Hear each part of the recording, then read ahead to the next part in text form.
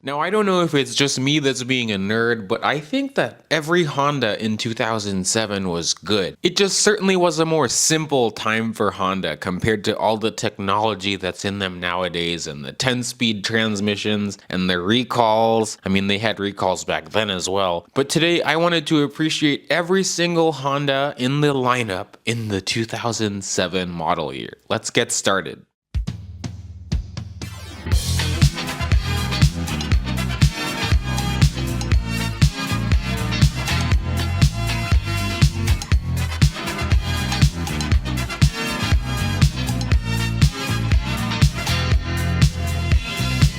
So with this, I wanted to start from smallest to largest, so that means we begin with the Honda Fit. In this case, because it's 2007, we had the first generation of the Honda Fit, but actually other markets everywhere else besides us got the Fit as the Jazz since 2001. We were the last ones to get the Fit in 2007. The first gen Fit in the US went from the 2007 model year to the 2008 model year. The Fit was only available as a 5-door hatch to compete with the likes of the Toyota Yaris, the Nissan Versa hatchback, the Chevy Aveo, and other subcompact hatchbacks like that. US spec Honda Fits were built in Honda's Suzuka plant in Japan. As for trims, you could choose between the base or the Sport, and all Fits got a 1.5 liter inline 4-cylinder known as the L15A. These made 109 horsepower. You could either get your Fit with a 5-speed automatic, which was interesting because everywhere else the Jazz got a CVT, and of course you could get a 5-speed manual as well.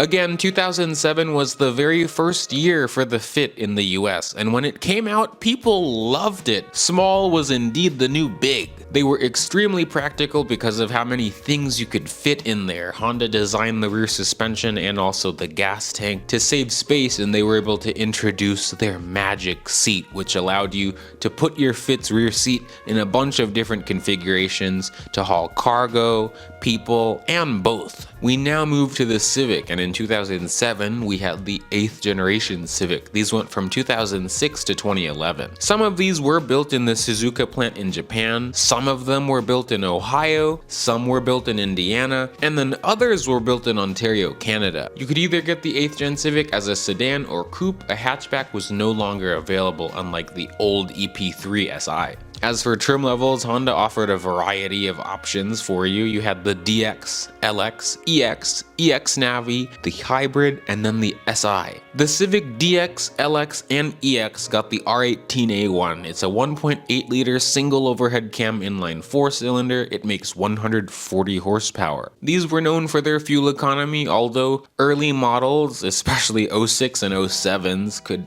have crack block issues. The 1.8 was available with a 5-speed auto or a 5-speed manual. The Civic Si got a 2-liter 4-cylinder because, of course, this is the engine the kids like. This was known as the K20Z3. These, of course, were tuned for more performance as they made 197 horsepower, and you could only get these with a standard 6-speed manual transmission. The Hybrids also got a 4-cylinder, but this was a 1.3 liter known as the LDA MF5. It was a 1.3 liter single overhead cam 4-cylinder, but it only made a maximum combined 110 horsepower. And of course, because it's the Hybrid, it uses a CVT. These Civic Hybrids are pretty good, but with age you will notice some battery degradation issues, just like other cars as well. The 8th gen Civic was actually the first Civic to introduce Honda's factory OEM navigation system. And of course, being 2007, the Civic was only about a year old. It certainly was a substantial upgrade compared to the 7th gen Civic, like the sedan or the coupe. It was a much larger, safer, economical, and more powerful car. We now move a size up to the Accord. In this case, the 7th generation Accord. These went from 2003 to 2007. I, of course, had an Accord, an 07 V6 sedan known as Betty White. It was a really great car, and that's what began my love for the Accord, and that's why I like 2007 so much. All 7th gen Accords were built in Honda's Marysville, Ohio plant, so they all are American made. Honda also offered a variety of trim levels for the Accord, starting at the LX, EX, EXL, EXL with navigation, and then the hybrid. The LX, EX, and EXL, of course, could get a standard 4-cylinder. It was the 2.4 liter inline 4-cylinder. Honda used this in many cars as well. In this case, it's known as the K24A4. It makes 166 horsepower. In 07, you could only get the 4-cylinder with the 5-speed automatic, but from 03 to 05, you could actually get the 4-cylinder sedan with a manual as well. The V6 Accords used the J30A4, a 3-liter V6 single overhead cam. It's a really wonderful engine. This makes 244 horsepower. Of course, power only goes to the front wheels using a standard 5-speed automatic, or you could get a 6-speed manual in the sedan and coupe. The coupe could also get the 5-speed auto as well. Finally, the Accord Hybrid also got a 3-liter V6, but this was known as the JNA-A1. Even though it is 3 liters, it is different from the normal J30A4 in the Accord. This one uses technology from the 3.5 in the Odysseys, VCM, so it shuts down 3 to 4 cylinders in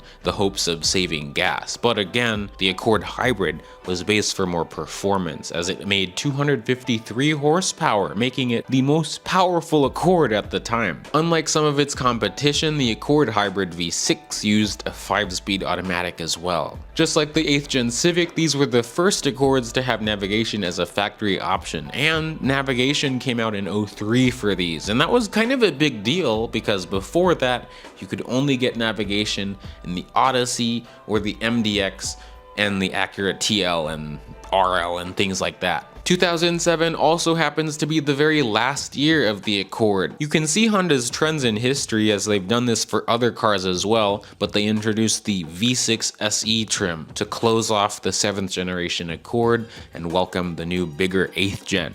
Interestingly enough, this next car is similarly related to the Accord. It's the Honda Element. This is something that I've been wanting to find to review for ages. These were made from 2003 to 2011. It was only one generation. Honda built these in their East Liberty, Ohio plant, and they were actually based on the 2nd generation Honda CR-V, as they shared a similar platform and also the same real-time all-wheel drive system. You could either choose your Element between the DX, LX, EX, EXP, which offered painted body cladding, or the SC, which was a new street custom trim level, which looks cool, but only available with front-wheel drive. All Elements got the K24 as well. It's a 2.4 liter inline 4-cylinder. Since we're talking about 07, these got the K24A8. These made 166 horsepower. Honda let you choose between a 5-speed automatic and a 5-speed manual, and also between front and all-wheel drive. People loved the Element when it came out because of its clamshell rear doors, which gave it a distinct shape, as well as pretty much eliminating the B-pillar when the doors are open, which makes it very easy to get in and out.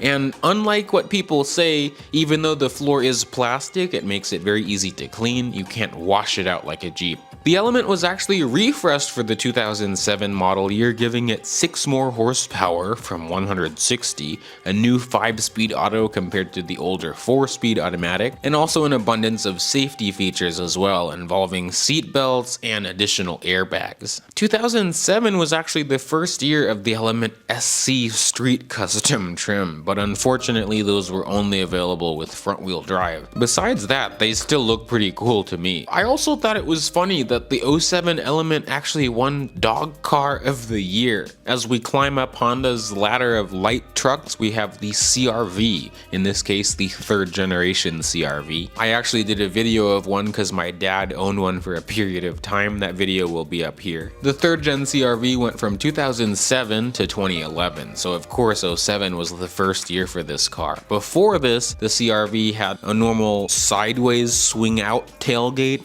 instead of the new 3rd gen CR-V with the traditional swing up tailgate. I like the tire on the back and the swing out tailgate more myself. Just like the Element, all CR-Vs got the K24A8, a 2.4 liter inline 4-cylinder, 166 horsepower. You could get a 5-speed automatic, which was the only transmission, and between front or all-wheel drive. Just like the Civic and Accord, these were also the first CRVs to feature Honda's factory navigation system. And actually, in 2007, the CRV stole the Ford Explorer's thunder of 15 years, being one of the top 10 best-selling SUVs or just vehicles in the United States. That's big. Speaking of big, we have Honda's biggest SUV in their lineup at the time, the first generation Honda Pilot. I really like these. Of course, the Pilots were either built in Honda's Alliston, Ontario plant in Canada or in Lincoln, Alabama. And you could choose between the LX,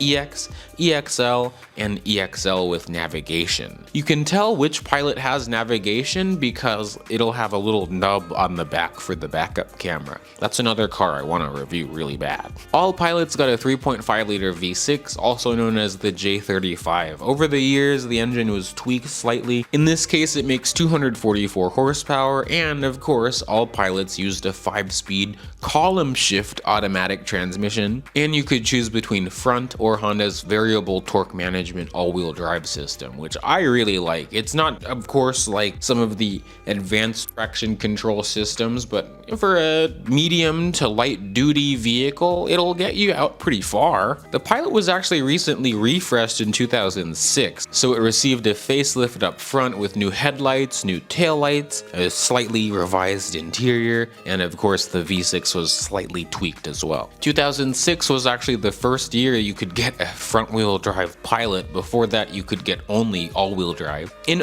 07, Honda didn't really do too much, but they did add a few interesting colors like a burgundy and a green and a few other things that I'd buy a Pilot in that color myself. Something else that was based on the Pilot is the first generation Honda Ridgeline, which was available from 2006 to 2014. These were also built in Honda's Alliston, Ontario plant or Lincoln, Alabama, and you could choose your Ridgeline between the base RT, RTX, RTS, and the RTL, and you could also get an RTL with navigation. Just like the Pilot, all of these Ridgelines got a 3.5 liter V6, in this case it was the J35A9. It made 250 horsepower, which was pretty stump pulling, and all of them had a 5-speed automatic, and thankfully, at least in 2007, you could only get all-wheel drive with your Ridgeline. This is yet another Honda of 2007 that I'd love to review, because I personally, don't be surprised if you see me on the channel with one day. I really like the comfort and the driving dynamics of the Pilot already, and I like the J Series V6,